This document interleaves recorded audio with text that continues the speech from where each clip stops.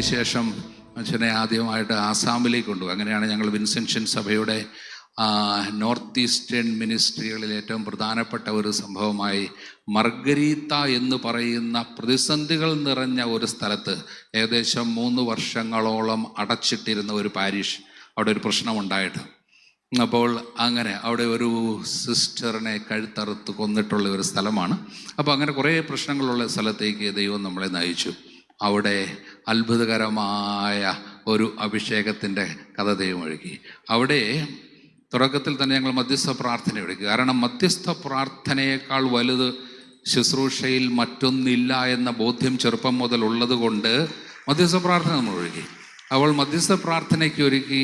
ദൈവം ആദ്യത്തെ വർഷം തന്നെ 24 hours നിത്യാരാധന ഉയർത്തി തന്നു. ദൈവം 24 മണിക്കൂർ പ്രാർത്ഥന.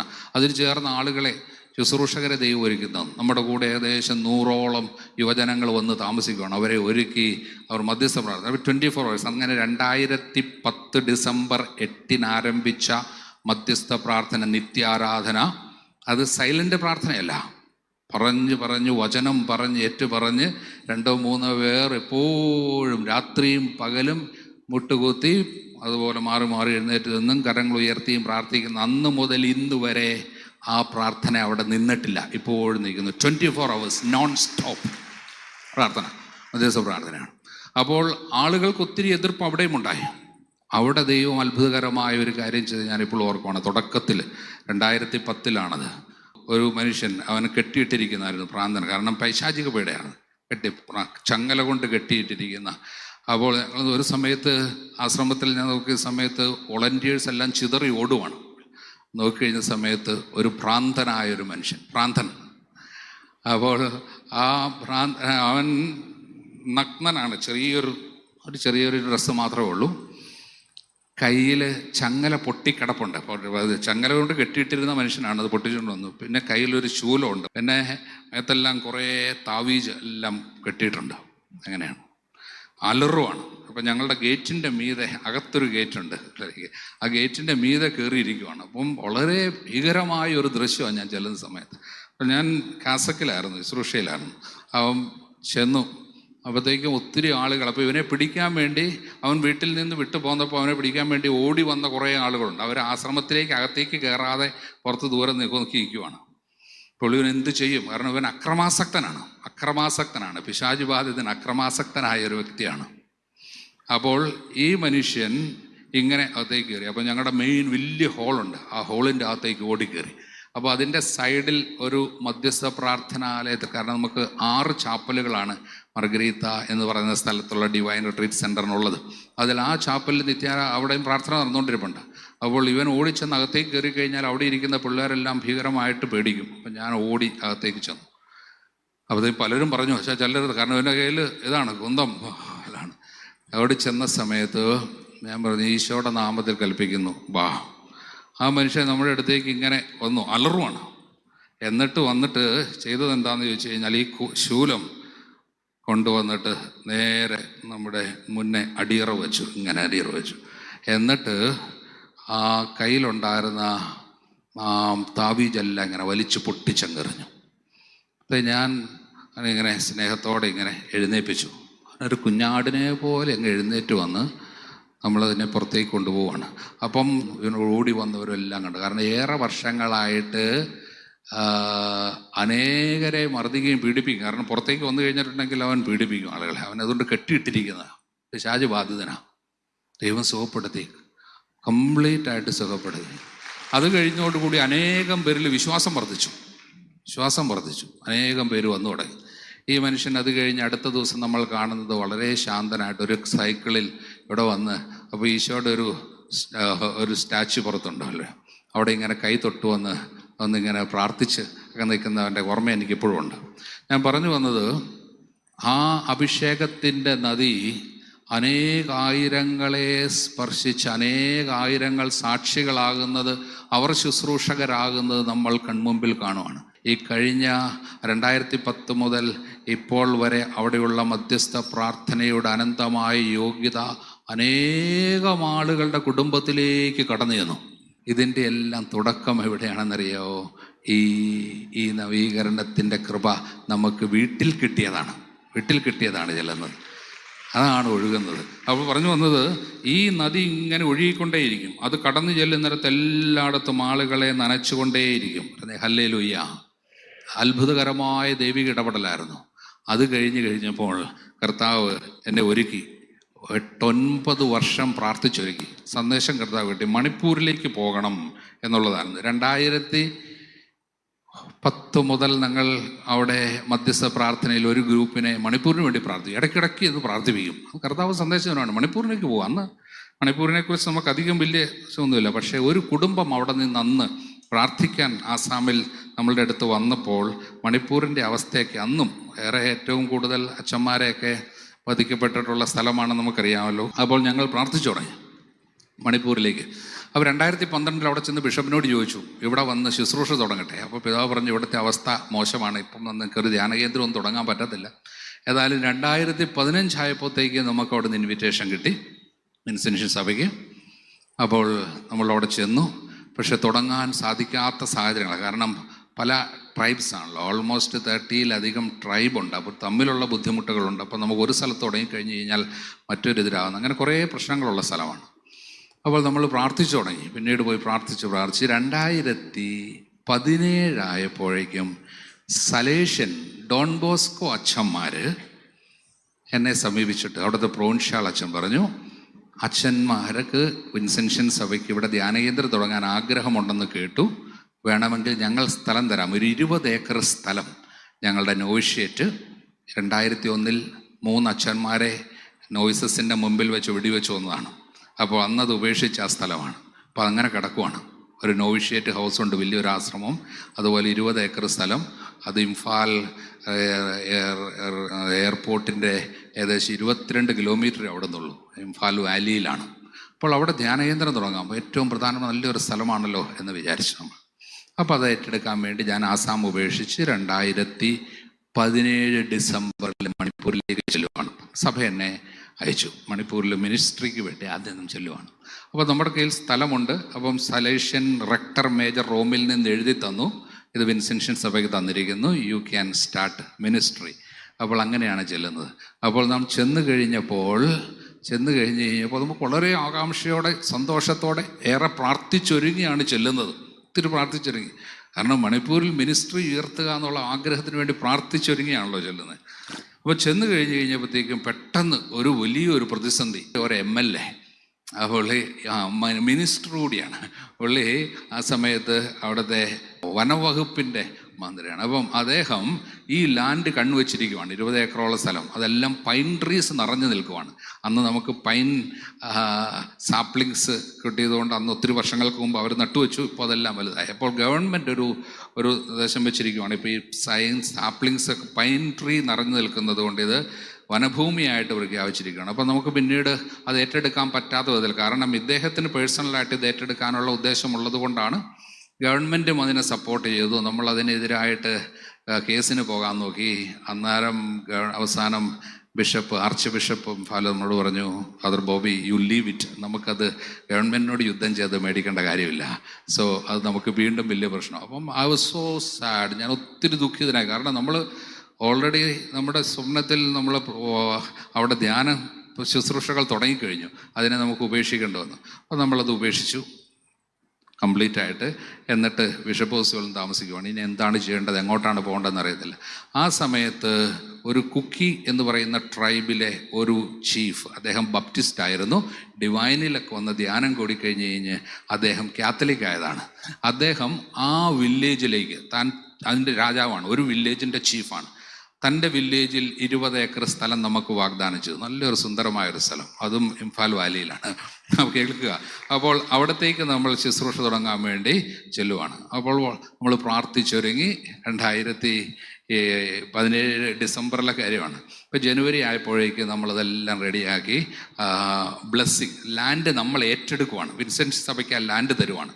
അതിനെന്താണ് ചെയ്യുന്നത് ചോദിച്ചു കഴിഞ്ഞാൽ, ഒരു മൃഗത്തെ കൊന്ന് 2 കൂട്ടരും ഭക്ഷിക്കും. അത് അങ്ങനെയാണ്, ഒരു ഉടമ്പടിയാണ്. അല്ലാതെ എഴുത്തും കുത്തും ഒന്നും ആവശ്യമില്ല. ആ ഉടമ്പടി ആയി കഴിഞ്ഞ് കഴിഞ്ഞാൽ പിന്നീട് അവരൊരിക്കലും അത് തിരികെ വാങ്ങില്ല. അപ്പോൾ അങ്ങനെ ഒരു ഉടമ്പടിക്ക് വേണ്ടി നമ്മൾ പൈസ കൊടുത്തു, അതായത് ഈ മൃഗത്തെ വാങ്ങാൻ. അപ്പോൾ അവരെല്ലാ ചീഫുമാരെയും അടുത്തുള്ള എല്ലാവരെയും വിളിക്കും. അപ്പോൾ അവരെല്ലാം ഇതിന് സാക്ഷികളാണ്. അവർ ഒന്നിച്ച് ഭക്ഷിച്ച് കഴിഞ്ഞ് കഴിഞ്ഞാൽ പിന്നെ അതിൽ നിന്ന് പുറത്തു പോകത്തില്ല. ആ ലാൻഡ് പിന്നെ ഒരിക്കലും അവർ തിരികെ മേടിക്കത്തില്ല. അപ്പോൾ നാളെയാണ് ബ്ലെസ്സിങ് എന്ന് വിചാരിക്കുക. അന്ന് രാത്രി നമ്മളപ്പോൾ എല്ലാം ഒരുങ്ങി. അപ്പോൾ നമ്മുടെ പ്രൊഫഷണൽ എല്ലാം വിളിച്ചു. നമ്മുടെ അച്ഛന്മാരെല്ലാം വന്ന് നാളെ നമുക്ക് ലാൻഡ് കിട്ടുവാണല്ലോ, മണിപ്പൂരിൽ വിൻസെൻഷൻ സഭയ്ക്ക് ലാൻഡ് കിട്ടുവാണ്. അപ്പോൾ അത് തുടങ്ങുവാണ്. അപ്പോൾ അതിൻ്റെ ഉത്സാഹത്തിലിരിക്കുന്ന സമയത്ത് രാത്രി ഒരു 12 മണി കഴിഞ്ഞ് കഴിഞ്ഞപ്പോഴത്തേക്കും എനിക്കൊരു ഫോൺ വരുവാണ്. ഈ ചീഫ്, നമുക്ക് ലാൻഡ് തരുന്ന ചീഫാണ്. ചീഫ് പറയുവാണ്, I have cancel the deal, you should not come tomorrow, I am not going to give you the land. അവർ ലാൻഡ് തരുന്നില്ല എന്ന് രാത്രി പറയുവാണ്. അപ്പം ഞാൻ പറഞ്ഞു, എന്താണ് Sri, how can you say like this? അപ്പോൾ അദ്ദേഹം പറഞ്ഞു, no, nothing doing, don't call me back, he put that. അപ്പോഴാണ് നമുക്ക് മനസ്സിലാകുന്നത്. അപ്പം തന്നെ രാത്രി തന്നെ ആളുകൾ പിന്നെ എന്നോട് വിളിച്ചു പറഞ്ഞു, ചീഫിനെ അബ്ഡക്റ്റ് ചെയ്തു. ഒരു underground group, so one armed groups have abducted him, those who didn't want us to reach there.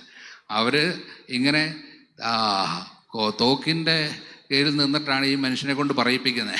So it was forcefully being said. ആ ഹൃദയത്തിൽ നിറയെ ദുഃഖമായി കണ്ണീരൊഴുക്കിയാണ് ഈ പറയുന്നത്. പക്ഷെ നമുക്ക് ആദ്യം ഭയങ്കരമായിട്ട് ദേഷ്യം തോന്നി, ഈ മനുഷ്യൻ എങ്ങനെയാണ്. പക്ഷെ സത്യം അറിഞ്ഞു കഴിഞ്ഞപ്പോൾ നമുക്ക് എന്തോ ഒരു കരുണ തോന്നുവാണ് മനുഷ്യനോട്. കാരണം പലപ്പോഴും അങ്ങനെയാണ്, നമുക്കെതിരായി സംസാരിക്കുന്ന പലരും സംസാരിക്കുന്നതിൻ്റെ പുറകിൽ they are forced to do that by unclean spirits of darkness.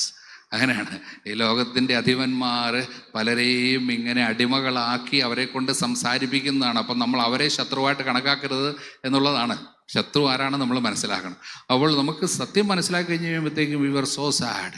ഇപ്പം രാവിലെ ആയിക്കഴിഞ്ഞപ്പോഴത്തേക്കും എനിക്ക് അണ്ടർഗ്രൗണ്ട് ഗ്രൂപ്പിൻ്റെ ലെറ്റർ കിട്ടി. We got a chit, so with their seal, leave the place, next 3 years you should not be seen around. അടുത്ത 3 വർഷത്തേക്ക് ഈ സ്ഥലത്തേക്ക് വന്നേക്കരുത്. അപ്പോൾ പിന്നെ അവരുടെ എഴുത്ത് കിട്ടിക്കഴിഞ്ഞാൽ പിന്നെ നമുക്ക് അതിൻ്റെ അകത്തൊരു ബാർഗെയിനിങ്, കോംപ്രമൈസ് സാധനമൊന്നുമില്ല, പിന്നെ വിടുക എന്നുള്ള. So it was so painful. കാരണം അത്ര വേദന ഞങ്ങൾക്കുമായിരുന്നു. കാരണം ആ സ്ഥലം ഉപേക്ഷിച്ച് പോവുക എന്നുള്ളത്. പക്ഷെ നമുക്ക് മറ്റു മാർഗം ഉണ്ടായതില്ല, നമ്മളത് ഉപേക്ഷിച്ച് പോന്നു.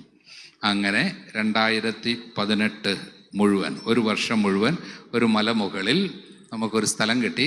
ഒരു കൊച്ചു പള്ളിയുണ്ട്. ആ പള്ളിയുടെ സാക്രിസ്റ്റിയിൽ താമസിച്ച് മധ്യസ്ഥം വഹിച്ച് പ്രാർത്ഥിച്ചു ഞാൻ ഒരു വർഷം മുഴുവൻ. 2018 മുഴുവൻ രാവിലെ 9 മണി മുതൽ വൈകുന്നേരം 3 മണി വരെ നോൺ സ്റ്റോപ്പ് ആരാധന വെച്ച് മധ്യസ്ഥം വഹിച്ച് പ്രാർത്ഥിച്ചു. കാരണം എന്താണ് ചെയ്യേണ്ടത്, അവിടെ എങ്ങനെ തുടങ്ങും? ആ സമയത്ത് ദൈവം അത്ഭുതകരമായ ചില കാര്യങ്ങൾ ചെയ്ത് വലിയ അത്ഭുതങ്ങൾ നടത്തി. മണിപ്പൂരിൽ തന്നെ 2 പ്രത്യേകമായ സ്ഥലത്ത്, ഒന്ന് കുക്കികളുടെ നടുക്കും ഒന്ന് നാഗന്മാരുടെ നടുക്കും നമുക്ക് ലാൻഡ് തുറന്നു തന്ന് അത്ഭുതകരമായ 2 ധ്യാന സെൻറ്റർ ഉയർന്നു വന്നു. ഇപ്പോൾ അവിടെ 2 ധ്യാന സെൻറ്ററാണ്. അതിൽ സേനാപതി എന്ന് പറയുന്ന സ്ഥലത്ത് 24 hours മധ്യസ്ഥ പ്രാർത്ഥന, 24 hours നോൺ സ്റ്റോപ്പ്. 2021 നമ്മൾ തുടങ്ങിയതാണ്. ഇപ്പോൾ 5 വർഷം പൂർത്തിയായി. അത് 100 ഫാമിലീസാണ് നടത്തുന്നത്. ഫാമിലീസാണ് 2 മണിക്കൂർ ഒരു ഫാമിലി വന്ന് മാറിക്കൊണ്ടിരിക്കും. അവരെ നമ്മൾ പ്രിപ്പയർ ചെയ്ത് ഒരുക്കി മധ്യസ്ഥം വഹിച്ച് അവരാണ് മധ്യസ്ഥ പ്രാർത്ഥന നടത്തുന്നത്. അങ്ങനെ ഇപ്പം മുഴുവൻ നോർത്ത് ഈസ്റ്റിലെ 15 രൂപതകളിൽ 24 hours നോൺ സ്റ്റോപ്പ് അഡറേഷൻ നടക്കുന്ന ഈ 2 സ്ഥലങ്ങളാണ്. അത് 2നും തുടക്കം കുറിക്കാൻ അയോഗ്യനായ എന്നെ കർത്താവ് ഉപയോഗിച്ചു. അതിന് ഈ കൃപയുടെ ഒഴുക്കാണെന്ന് ഞാൻ സാക്ഷ്യം വഹിക്കാൻ, അതുകൊണ്ട് തന്നെയാണ് കഷ്ടപ്പെട്ടാണെങ്കിലും ഇത്രയും വന്ന് നമുക്ക് ഈ സന്തോഷത്തിൽ പങ്കുചേരാൻ എനിക്ക് സാധിച്ചത്. ജീവിതത്തിലെ പ്രതിസന്ധികളെ മുഴുവൻ നമ്മൾക്ക് കർത്താവിൻ്റെ കണ്ണിലൂടെ കാണാനുള്ള ഒരു ജ്ഞാനമാണ് പരിശുദ്ധാത്മാവ് തരുന്ന ദൈവിക ജീവൻ എന്ന് പറയും. ദൈവത്തിൻ്റെ ജീവൻ. ആ ദൈവത്തിൻ്റെ ജീവൻ എന്താണ് എന്ന് ചോദിച്ചു കഴിഞ്ഞാൽ അതൊരു പുതിയ ആധ്യാത്മിക അന്തർദൃഷ്ടി എന്ന് പറയും. Spiritual inner vision. ഏത് പ്രതിസന്ധികളെ ഈശോയുടെ കണ്ണിലൂടെ കാണാൻ പറ്റുക. ഒന്നും നമ്മളെ നിരാശപ്പെടുത്തില്ല. ആരും നമ്മളെ സമാധാനം എടുത്തു കളയില്ല. കാരണം എല്ലാ പ്രതിസന്ധികളിലും ദൈവം നമുക്ക് തരാനിരിക്കുന്ന വലിയ അനുഗ്രഹം കിടപ്പുണ്ട്. ഏറെ നാളുകൾ സ്വന്തം വീടില്ലാതിരുന്നതിനാൽ ഇന്ന് പ്രതിസന്ധികളുടെ നടുക്ക് ഇപ്പോൾ കഴിഞ്ഞ 2 വർഷം കൊണ്ട് നമ്മൾക്ക് വിൻസെൻഷൻ സഭയെ നമ്മൾ 100 വീടുകൾ, നമ്മുടെ തന്നെ സ്ഥലം നമ്മൾ വീതിച്ചു കൊടുത്തു. കാരണം നമ്മൾ തന്നെ വീടില്ലാതെ കഴിഞ്ഞതിനാൽ അവരുടെ ദുഃഖം എന്താണെന്ന് നമുക്ക് മനസ്സിലാവും. ഇന്ന് നമ്മൾ പിന്തിരിഞ്ഞ് നോക്കുമ്പം നമ്മളാക്കിയതിൻ്റെ എല്ലാം പുറകിൽ കഴിഞ്ഞ കാലത്തെ സഹനങ്ങളുണ്ട്. അതുകൊണ്ടാണ് പ്രിയപ്പെട്ടവരെ, നമ്മളെല്ലാം കുരിശു വരച്ചു പഠിച്ചത്. കുരിശു വഹിക്കേണ്ടവരാണ് നമ്മളെന്ന് നമ്മളെ മനസ്സിലാക്കിപ്പെടുത്താനും ഇത് വെറും അടയാളപ്പെടുത്തൽ മാത്രമാണ്. ഈ കുരിശുവര, നമ്മൾ വീട്ടിൽ ചെയ്യുന്ന കുരിശുവരകളെല്ലാം എന്തിനു വേണ്ടിയുള്ളതാണെന്നറിയാവോ? ഓർമ്മപ്പെടുത്തലാണ്. എന്നെ ശുശ്രൂഷിക്കാൻ ആഗ്രഹിക്കുന്നവൻ തന്നെ പരിത്യജിച്ച് കുരിശെടുത്തെൻ്റെ പിന്നാലെ വരണം. അതുകൊണ്ട് പ്രിയപ്പെട്ടവരെ, ഈ നവീകരണ ശുശ്രൂഷയിൽ നമുക്ക് ഏറ്റവും പ്രിയപ്പെട്ട ഒരു കാര്യത്തെക്കുറിച്ച് കൂടി പറഞ്ഞിട്ട് വെക്കാം ഞാൻ. അതിതാണ്, എനിക്ക് ഏറ്റവും പ്രിയപ്പെട്ട ഒരു കാര്യമുണ്ട്. അഗസ്തീനോസ് പറഞ്ഞതാണ്. അഗസ്തീനോസ് പറഞ്ഞ കാര്യം ഇതാണ്. അഗസ്തീനോസ് പറഞ്ഞു, ക്രിസ്തീയ ജീവിതത്തിൻ്റെ പൂർണ്ണത നീ എത്ര നന്മ ചെയ്തു എന്നതിലല്ല, മറിച്ച് നീ എത്ര തിന്മ സഹിച്ചു എന്നതിലാണ്. The perfection of Christian life does not consist in how much good you have done. Instead, it consists in how much evil you have endured. How much evil you have endured. നീ എത്ര കുരിശെടുത്തു എന്നതിലാണ്. കാരണം അതിലാണ് രക്ഷ. ആത്മാക്കളെ രക്ഷിക്കാൻ ആഗ്രഹിക്കുന്ന എല്ലാവരും പീഡിപ്പിക്കപ്പെടുക തന്നെ ചെയ്യും. യേശുക്രിസ്തുവിനോട് ചേർന്ന് വിശുദ്ധ ജീവിതം നയിക്കാൻ ആഗ്രഹിക്കുന്ന എല്ലാവരും പീഡിപ്പിക്കപ്പെടും. Anyone who wants to live a godly life in Christ Jesus will be persecuted. കാരണം എന്താണെന്നറിയാവോ? Instrument of punishment has become instrument of salvation. ഇത് രോഗമാകാം, കഷ്ടമാകാം, വീടില്ലായ്മയാകാം, മക്കളില്ലായ്മയാകാം, അല്ലെങ്കിൽ ജീവിത പങ്കാളിയുടെ മദ്യാസക്തിയാകാം. എന്തെല്ലാം നമ്മളെ പീഡിപ്പിക്കാനായിട്ട് പിശാച് ഉപയോഗിച്ചിട്ടുണ്ടോ, പരിശുദ്ധാത്മാവ് വന്നു കഴിയുമ്പോൾ ഇതിനെയെല്ലാം നമ്മൾ ദൈവികമാക്കി പകർത്താൻ പരിശുദ്ധാത്മാവ് നമുക്ക് കൃപ തരും. ആധ്യാത്മികമായ കൃപാദൃഷ്ടി, കൃപയുടെ ഒഴുക്കിതാണ്. അപ്പോൾ നമ്മൾ അതിനെല്ലാം ഓർത്ത് നന്ദി പറയും. ഇതെല്ലാം ഓർത്ത് നന്ദി പറഞ്ഞു കഴിയുമ്പോൾ പീഡനത്തിൻ്റെ എന്താണോ ഉപാധി, ഉപകരണം, അത് രക്ഷയുടെ ഉപകരണമായിട്ട് മാറും. അതാണ് പുതിയ നിയമം നമ്മളെ പഠിപ്പിക്കുന്നത്. Instrument of punishment will become instrument of salvation. അതായത് ഏതെല്ലാം ഏരിയയിൽ നീ പീഡിപ്പിക്കപ്പെടുന്നോ അതെല്ലാമായിരിക്കും നിനക്ക് രക്ഷയ്ക്കായിട്ട് ഉപയോഗിക്കുക. അതിന് 2 കൊറിന്തോസ് 7:10 അതിൻ്റെ ജ്ഞാനം നമുക്ക് തരുന്നത്. 2 കൊറിന്തോസ് 7:10 വചനം പറയുവാണ്, ദൈവഹിതപ്രകാരം ഏറ്റെടുക്കുന്ന ദുഃഖമെല്ലാം രക്ഷാകരമായ പശ്ചാത്താപം ജനിപ്പിക്കും. അതിൽ ഖേദത്തിന് അവകാശമില്ല.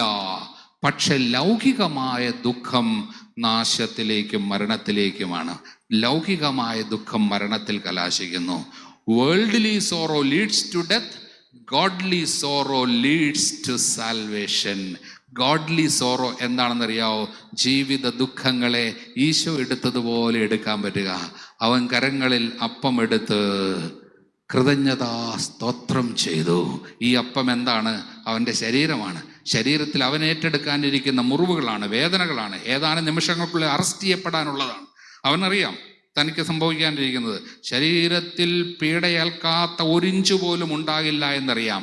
ആ ശരീരമാണ് അവൻ്റെ കരങ്ങളിലിരിക്കുന്നത്. അതെടുത്ത് കൃതജ്ഞതാ സ്തോത്രം ചെയ്തു. Thanks giving in the midst of suffering is Eucharist. അതാണ് യൂക്കറിസ്തിയ, താങ്ക്സ് ഗിവിങ്. അതാണ് നമ്മൾ ആരാധിക്കുന്ന നമ്മുടെ കർത്താവ് നമ്മളെ ഓർമ്മപ്പെടുത്തുന്നത്. ജീവിത ദുഃഖങ്ങളെ ഈശോ എടുത്തതുപോലെ എടുക്കാൻ പറ്റുക. കരങ്ങളിൽ എടുത്ത് കൃതജ്ഞതാ സ്തോത്രം ചെയ്തു. പറഞ്ഞേ ഹല്ലേലൂയ. പ്രിയപ്പെട്ടവരെ, മണിപ്പൂരിലായിരിക്കുന്ന 6 വർഷങ്ങളിൽ ഞാൻ ഭീകരമായ ഏറ്റവും വേദന നിറഞ്ഞ 4 ഓപ്പറേഷനിലൂടെ കടന്നുപോയി.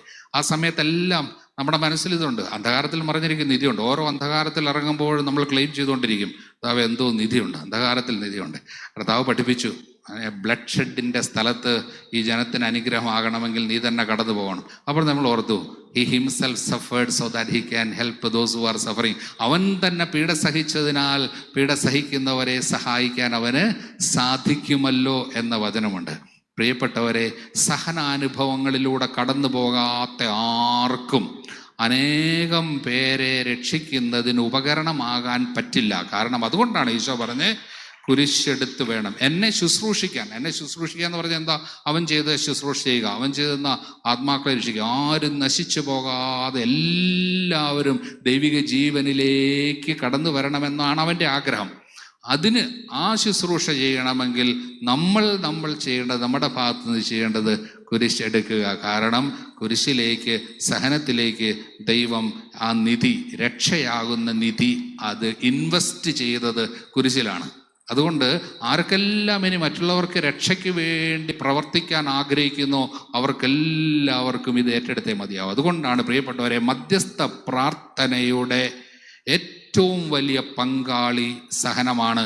നീ എത്ര നാൾ പ്രാർത്ഥിച്ചു എന്നതിലല്ല, നീ എത്ര നാൾ പോയി വചനം പ്രസംഗിച്ചു എന്നതിലല്ല, നീ എത്ര സ്നേഹത്തോടെ ഏറ്റെടുക്കുന്നു എന്നതിലാണ് രക്ഷ അടങ്ങിയിരിക്കുന്നത്.